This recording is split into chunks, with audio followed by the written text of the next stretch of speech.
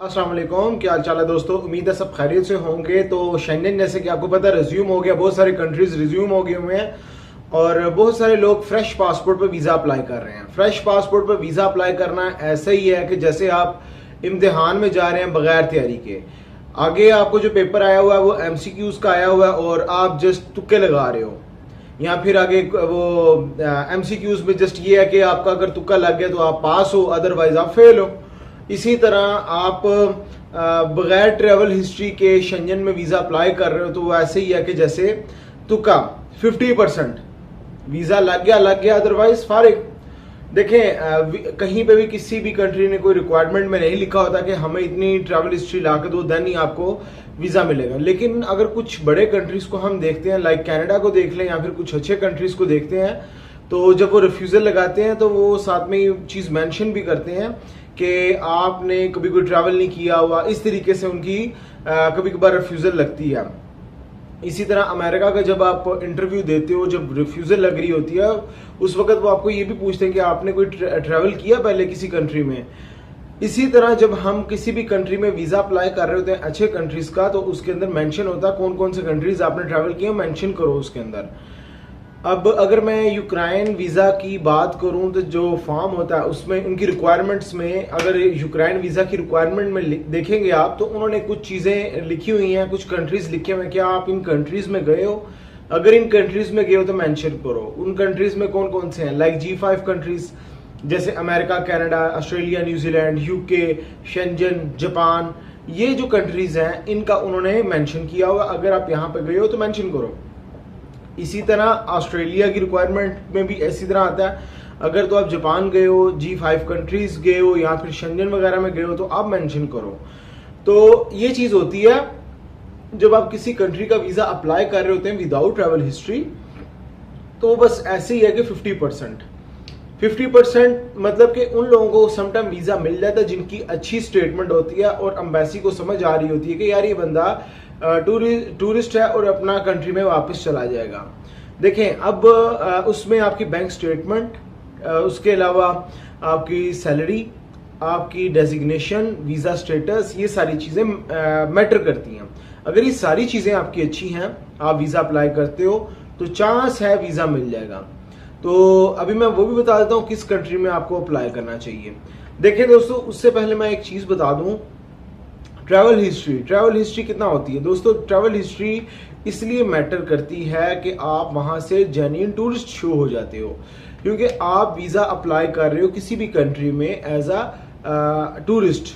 आप किसी कंट्री में टूरिज्म के लिए जाना चाह रहे हो, लाइक अमेरिका में, कनाडा में या फिर शेंजन में, तो आपके अगर पासपोर्ट पे पहले वीज़ा लगे होंगे तो वहाँ से पता चलेगा यार ये बंदा ट्रैवलर है और पहले काफ़ी कंट्रीज इसने ट्रैवल किए हुए हैं और टाइम से जाता है, टाइम से आता है, हमारे कंट्री में ओवरस्टे नहीं होगा।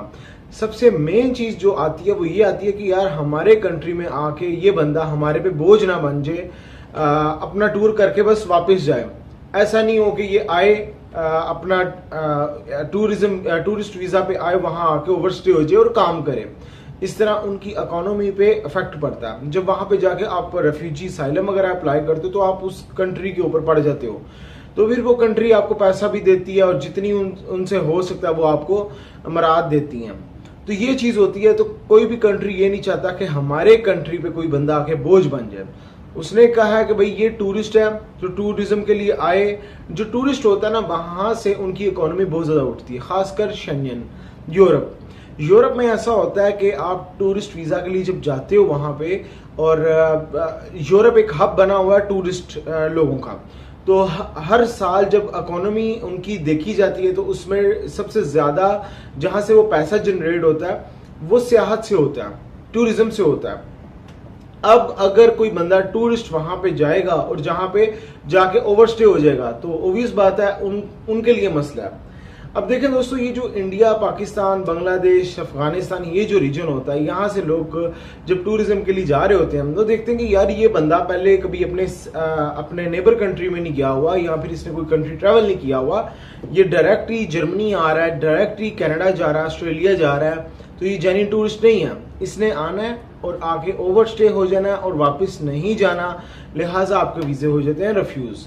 अब ट्रैवल हिस्ट्री के लिए कौन से कंट्रीज, दोस्तों ट्रैवल हिस्ट्री के लिए भी अच्छे कंट्रीज को सिलेक्ट किया करें। मैंने काफ़ी वीडियोस में भी बताया कि वो ज़माने गए जब आप इंडोनेशिया, मलेशिया, थाईलैंड, सिंगापुर और ये श्रीलंका वगैरह की ट्रैवल हिस्ट्रियाँ बनाते थे और बाद में शेंजन वीज़ा अप्लाई करते थे, वीज़ा लग जाते थे। देखें दोस्तों, ये कंट्रीज भी ट्रैवलिंग के लिए अच्छे हैं, ऐसा नहीं मैं कह रहा कि बिल्कुल ही बेकार, अच्छे ज़रूर हैं।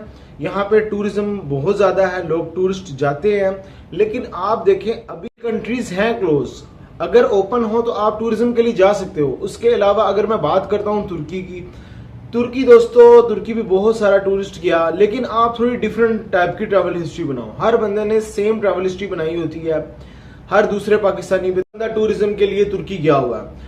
तो तुर्की का जहां तक अभी की सिचुएशन में बात करूं, तुर्की की अपॉइंटमेंट ही नहीं मिल रही। तुर्की की अपॉइंटमेंट पहले इस तरीके से मिलती थी, VFS ग्लोबल की वेबसाइट पे आप जाते थे, वहां पे जाकर उनको कॉल करते थे, तकरीबन आधे घंटे बाद वो कॉल उठाते थे और आप अपना पासपोर्ट नंबर वगैरह दे के बुक करवा लेते थे। अभी अगर आप बात करोगे, कॉल करोगे उनको, 3-3 घंटे 4-4 घंटे तक कोई फोन नहीं उठाएगा, उसके बगैर आपको अपॉइंटमेंट नहीं मिल रही। मसला मसाइल ये चल रहे हैं, आपको पर्सनल अपीयरेंस के साथ VFS जाना है। अगर किसी ने अपॉइंटमेंट लेनी है, खुद ही अपने तौर पे तुर्की सेक्शन में जाके उनसे बात करें। अगर अपॉइंटमेंट मिल जाती है VIP सर्विस में, तो वो आपको पैसे कुछ चार्ज करके VIP सर्विस में दे सकते हैं, वो भी इतनी आसानी से नहीं मिलेगी आपको। देखिए दोस्तों, उसके अलावा हमारे पास कौन सी ऑप्शन बचती हैं। अगर तो आपने आगे शेंजन एरिया में मूव करना है, शेंजन जोन में जाना है, तो उसके लिए स्ट्रॉन्ग कंट्री, यहाँ चलें शेंजन जोन को छोड़ें, कुछ बड़े कंट्री में, अमेरिका वगैरह में, कनाडा वगैरह में भी मूव करना है आगे। कुछ स्ट्रॉन्ग कंट्रीज का अगर आपके पास ट्रैवल होगा, लाइक यूक्रेन हो गया, बेलारूस हो गया, रशिया हो गया, ये कंट्रीज हैं जिनकी वर्थ है। अब आप कहते हैं कि मैं इन्हीं कंट्रीज का क्यों बार बार कहता हूँ। देखें, मैं आपसे पूछता हूँ, आप तुर्की का मुझे बार बार क्यों कहते हैं? जब मेरे पास कोई आता है, मैं वो हमेशा तुर्की की बात कर रहा होता है, और मैं जब रिटर्न पूछता हूँ फिर यही आता है कि जी तुर्की के बाद शेंजन वीज़ा दे देगा। मैंने कहा कहाँ पे लिखा हुआ, किसने बता दिया तुर्की के बाद शेंजन वीज़ा देगा? वो कहते हैं जी देखें, तुर्की तो लगा हुआ यूनान के साथ, वहां से लगती है जी डंकी, लिहाजा हम डंकी नहीं लगा रहे, हम जा रहे हैं और वापस आ रहे हैं, लिहाजा इसलिए वीज़ा मिलेगा। तो फिर मैं कहता हूँ ठीक है, आप यही चीज़ को कन्वर्ट कर दो उन कंट्रीज में जिनमें मैं आपको बात कर रहा हूँ। अगर मैं रशिया की बात कर रहा हूँ, आप तो तुर्की की बात कर रहे हो, तुर्की के साथ सिर्फ एक शेंजन कंट्री है। अब मैं बात करता हूँ रशिया की, रशिया के साथ तो 4 शेंजन कंट्रीज हैं। नॉर्वे, अच्छा बहुत सारे लोगों को ये भी नहीं पता नॉर्वे रशिया के साथ लगता है। नॉर्वे, फिनलैंड, लैटविया, एस्टोनिया, ये 4 शेंजन कंट्रीज जो कि रशिया के साथ लगते हैं। अगर मैं बेलारूस की बात करूं, 3 शेंजन कंट्रीज उसके साथ लगते हैं, जिसमें लैटविया, लिथुआनिया, पोलैंड। अब अगर इसी तरह मैं यूक्रेन की बात करूं, उसके साथ 2 कंट्रीज शेंजन के लगते हैं, जिसमें पोलैंड और स्लोवाकिया, ये 2 कंट्रीज हैं। उसके अलावा और अदर यूरोपियन कंट्रीज भी लगते हैं, लेकिन मेजर कंट्रीज शेंजन के ये हैं। तो अगर आप, और ये है भी यूरोप के अंदर, तुर्की तो एशिया में, यूरोप में है ही नहीं है। बहुत सारे लोग कहते हैं जी उसने शेंजन का पार्ट बन जाना। मैं कहता हूँ ये 50 साल लग जाए, 100,000 साल भी लग जाएगा ना, शेंजन में कभी नहीं आएगा तुर्की। शेंजन में जाने के यूक्रेन के चांस हो सकते हैं, बेलारूस के हो सकते हैं, दूसरे कंट्रीज के हो सकते हैं, अगर हुए तो तुर्की के कभी नहीं हो सकते। तो लिहाजा अपना टाइम वगैरह वेस्ट मत करें, किसी अच्छे कंट्री की ट्रैवल हिस्ट्री बनाएं ताकि आपको आगे अपॉइंटमेंट लेके आप शेंजन में वीज़ा अप्लाई करें। तो डिस्क्रिप्शन में मेरे ऑफिस का एड्रेस भी मिल जाएगा, मेरा कॉलिंग नंबर भी मिल जाएगा, आप डायरेक्टली कॉल करके मेरे ऑफिस आ सकते हो और देख सकते हैं कि आगे कौन सी शेंजन अपॉइंटमेंट मिल रही है और आप अप्लाई करें आपको जहां पे वीज़ा मिले। नेक्स्ट वीडियो में मिलेंगे नए टॉपिक पे, ख्याल रखें अपना, टेक केयर।